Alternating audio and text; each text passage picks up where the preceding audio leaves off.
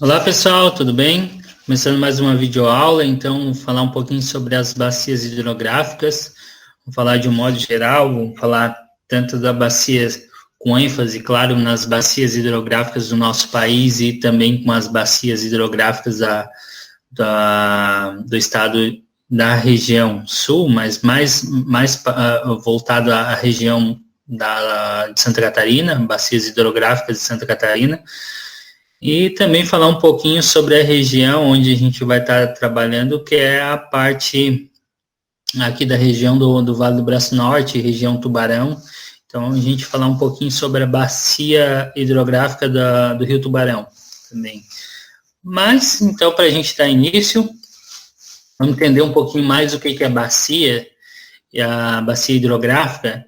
Então, do mesmo modo que a gente trata a bacia sedimentar, como ela cria uma paisagem de bacia, a gente também vai ter a questão de bacia hidrográfica. Ela vai ser um depósito, uma região onde é depositado as águas que são oriundas tanto de nascentes quanto até mesmo da precipitação de chuvas, né? E também sobre algumas regiões onde há o desgelo em uma determinada situação do ano com a mudança de estação. Então, a gente vai ter aqui duas figuras.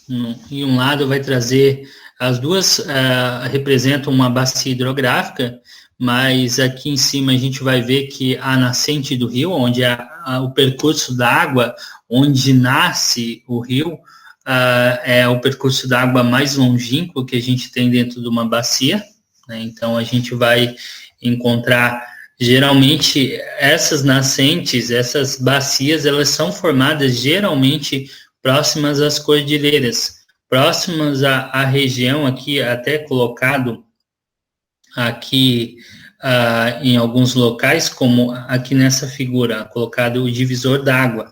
Então, a gente vai ter alguns divisores d'água. A gente vai ver que as nossas nascentes, elas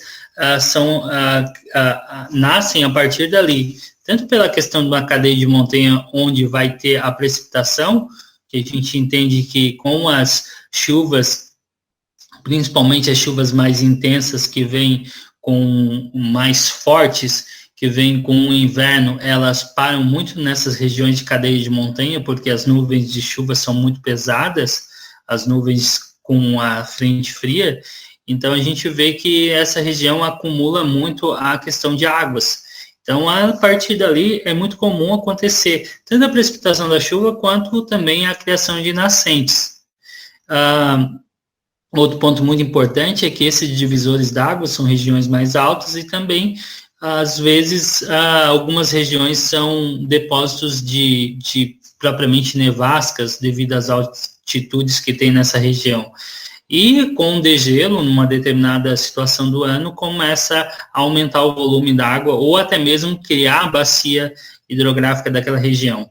Então, a gente tem vários elementos, como o leito, né, que é o leito do rio, é o espaço ocupado pelas águas do rio, né? Então, quando eu falo do leito do Rio Braço do Norte, eu estou falando de todo o espaço que é ocupado pelas águas do rio. Esse divisor d'água ele pode trazer a divisão entre uma bacia e outra. Geralmente ele apresenta essa divisão entre uma bacia e outra. E geralmente essa região é uma região mais alta, tá? Então provavelmente esse divisor d'água, essa linha de demarcação de território, de bacia, ele vai ser provavelmente uma cadeia de montanha, uma região mais alta, um planalto, dificilmente vai ter um divisor d'água dentro de uma planície, né? Então, claro que a gente tem N situações que podem ocasionar isso, mas dificilmente, mas é questão por elevação mesmo. Então, dentro disso, a gente vai ter alguns elementos que são apresentados dentro dessa figura aqui, né? A gente vai ver que a nascente, onde nasce o rio, e onde o rio se coloca, onde ele entra adentra o mar, o oceano, é a região, ou o lago, independente do rio, ele vai ser a foz do rio, né? Então, onde ele vai desembocar. E então, a gente vai ter também os chamados afluentes, que são rios menores, e onde ele entra em anexo ao rio principal, né, que dá origem, o nome do rio sempre dá origem à bacia, né, então o rio principal, ele que dá origem à bacia, tá? Então, com isso também a gente vai ter regiões de microbacia, onde são regiões menores. Até um tempo atrás teve um projeto que se chamava microbacia. Microbacia 1, microbacia 2, são pequenas bacias que são criadas numa determinada região.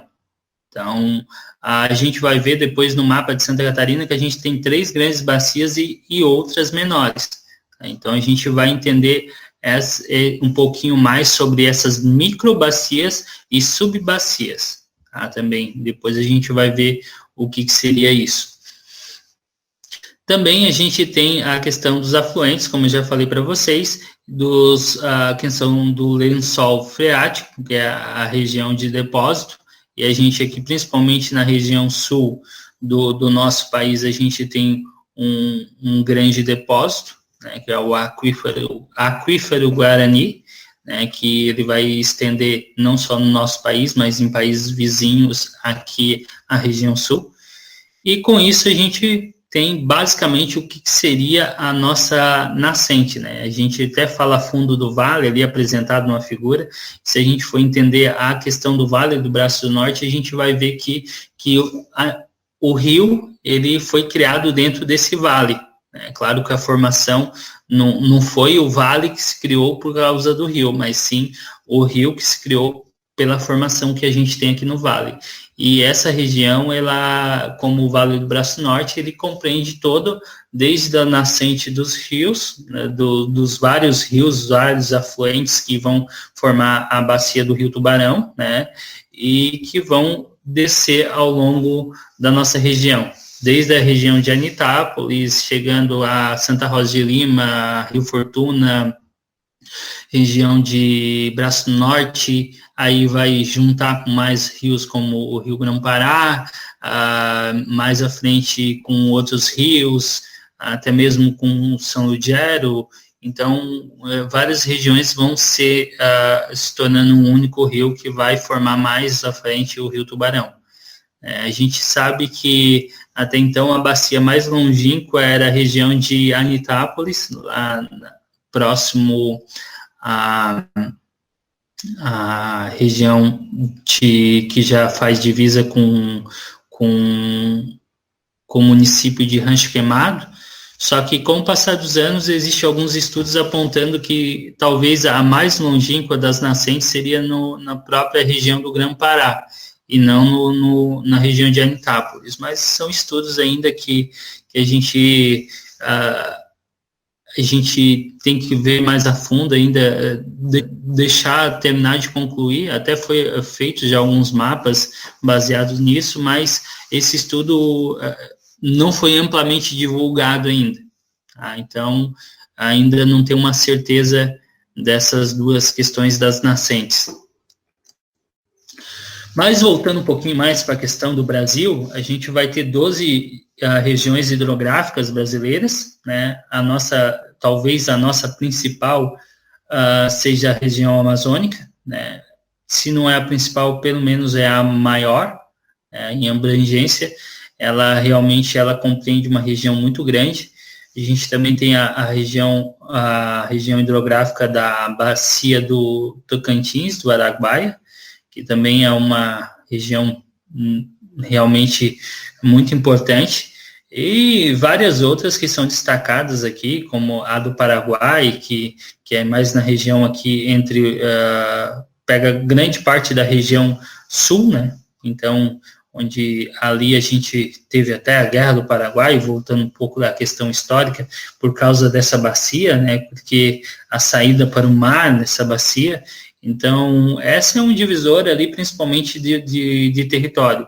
Por um lado, a gente tem o Brasil, Santa Catarina, Paraná, e uma parte do Santa Catarina e Paraná, até mesmo pega um pedacinho Rio Grande do Sul, e também ali vai ser dividido os outros países que vão fazer divisa, que vão ser Paraguai, Uruguai e Argentina. Que são todos ali próximos ao Rio Paraguai. Então, a gente vai ter também outras bacias muito importantes, como Parnaíba, o São Francisco, né, o Velho Chico, que realmente é também muito importante, principalmente para a região ali do Nordeste. Então a gente vai ver que realmente a importância desse rio também, e claro que a gente não vai se aprofundar dentro desse conteúdo, mas a gente vai falar um pouquinho sobre as características, né? Até mesmo a questão se a gente for ver do São Francisco, ele está aqui destacado na cor roxa. A cor roxa é essa cor de destaque aqui, onde a gente tem o nosso rio, tá? Então, realmente foi muito importante também. Falando um pouquinho mais sobre a questão das bacias, aqui a gente pode ver, o importante agora é a gente entender aquela questão do divisor d'água. Os nossos rios, eles vão desembocar aonde? Todos no Oceano Atlântico. A gente não vai desembocar no Oceano Pacífico, porque a gente tem um divisor d'água muito forte aqui, que se chama Cordilheira dos Andes.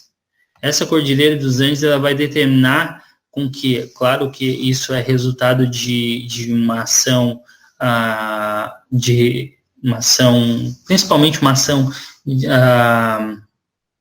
de dobramento moderno, né, que é onde criou-se uma cordilheira de montanhas, e que a partir dali criou-se uma altitude e que faz com que, por um lado, a gente tem um divisor d'água, a gente tem um divisor d'água, por um lado cria-se uma bacia, para o outro, outra bacia. No caso, as nossas bacias, elas vão tudo sentido Oceano Atlântico. A gente não tem bacias que vão sentido Oceano Pacífico. Dentro disso, a gente tem, peguei e selecionei algumas bacias, como as 15 maiores bacias do mundo, e dentro dessas 15 maiores bacias, a gente tem a nossa maior bacia do mundo, que realmente pertence à região não só do Brasil, mas uma maior parte fica na região do Brasil, e compreende desde a região dos lagos glaciais, do Peru, e vai descendo pelo Brasil até chegar no Oceano Atlântico. Então, o rio também é muito grandioso, né?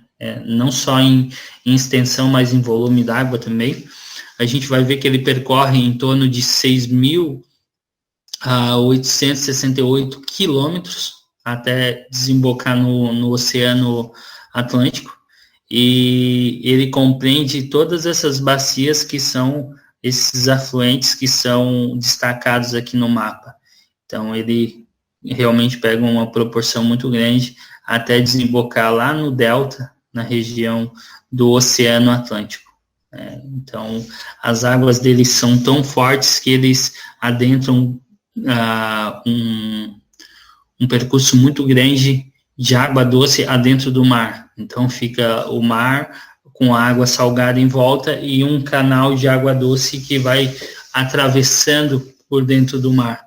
Então, realmente é algo magnífico essa questão do rio, não só o rio como uma floresta, é algo sensacional e muito grandioso. E entre esses 15 também que foram destacados, também a gente tem o Rio Paraná, né? O Rio Paraná, ele também é um dos maiores, e ele traz uma extensão de 3.998 quilômetros. Então, realmente ele é um rio que é muito importante, muito imponente também.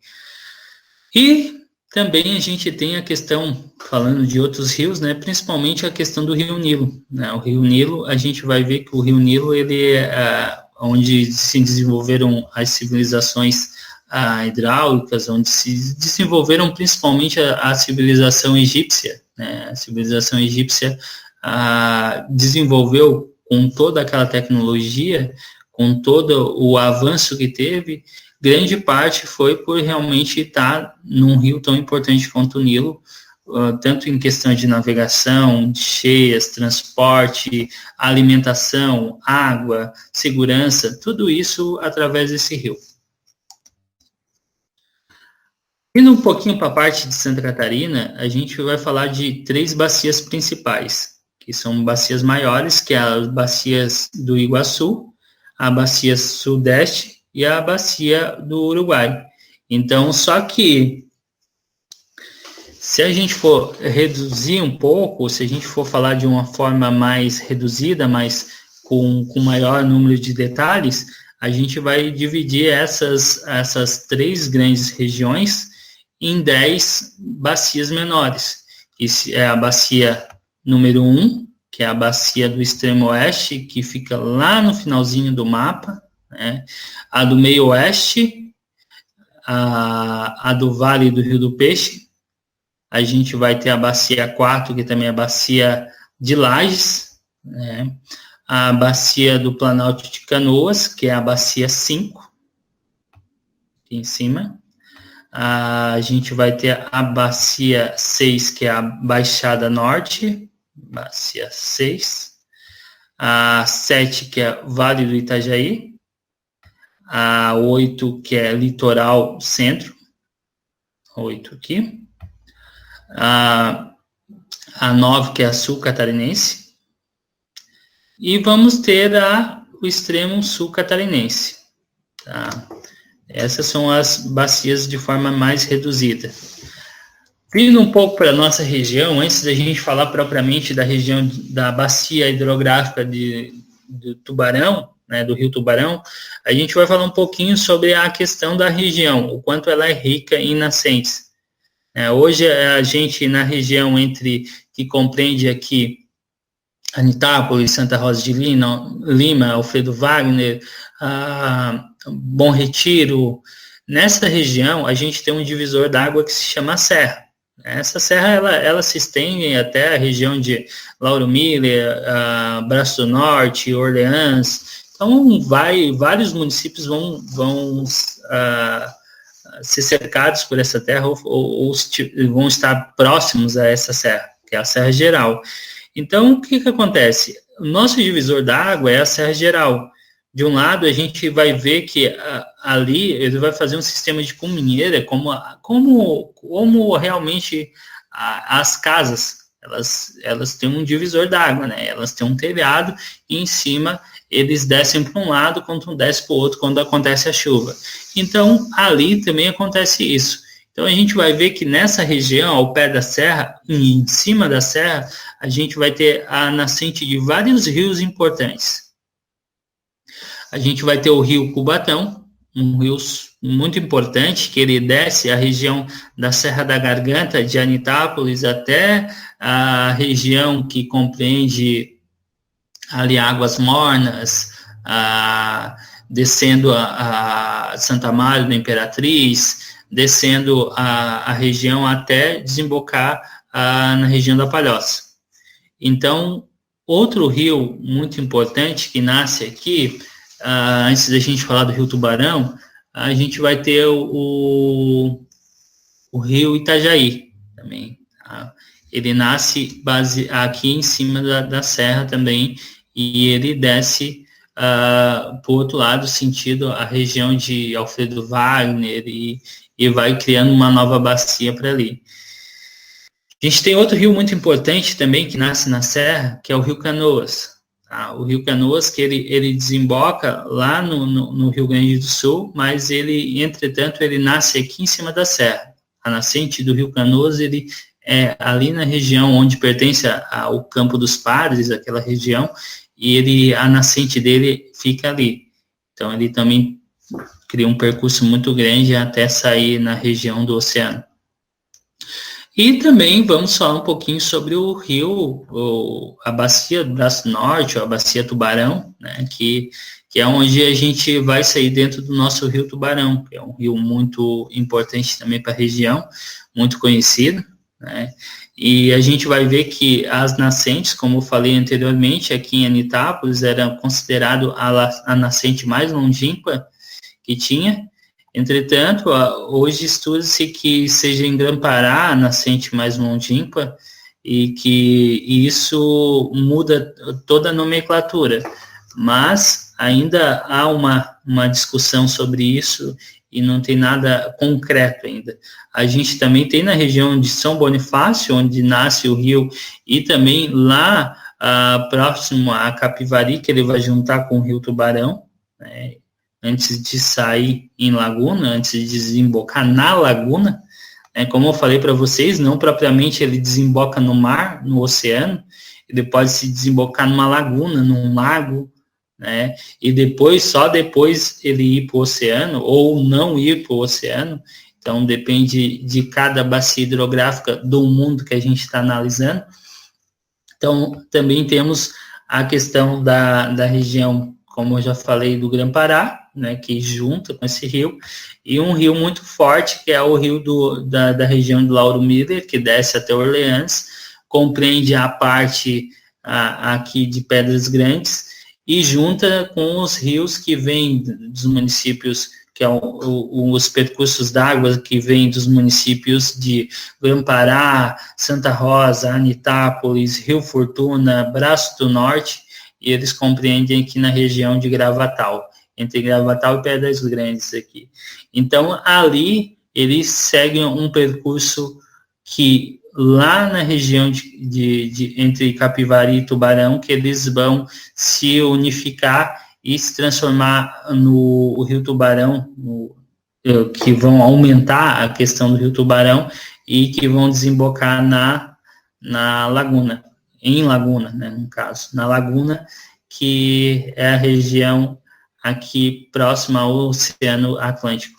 Então, com isso, eu trouxe algumas fotos para vocês também, para vocês poderem visualizar um pouco melhor também a grandiosidade que foi a enchente 74, né, que atingiu vários municípios. Todos esses municípios aqui da região foram atingidos, tá?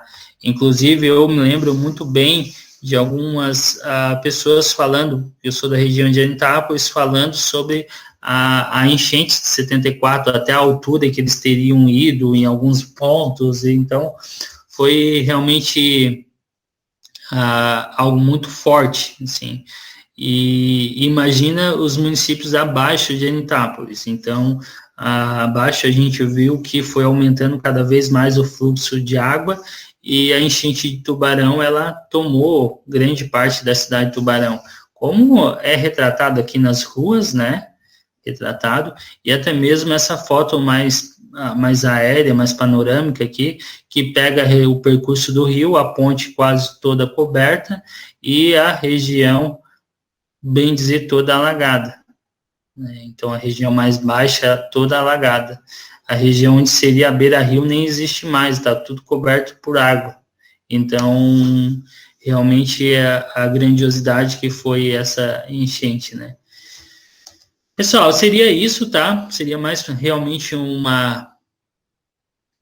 conteúdo mais sucinto, não me aprofundei muito na parte de bacia, tá?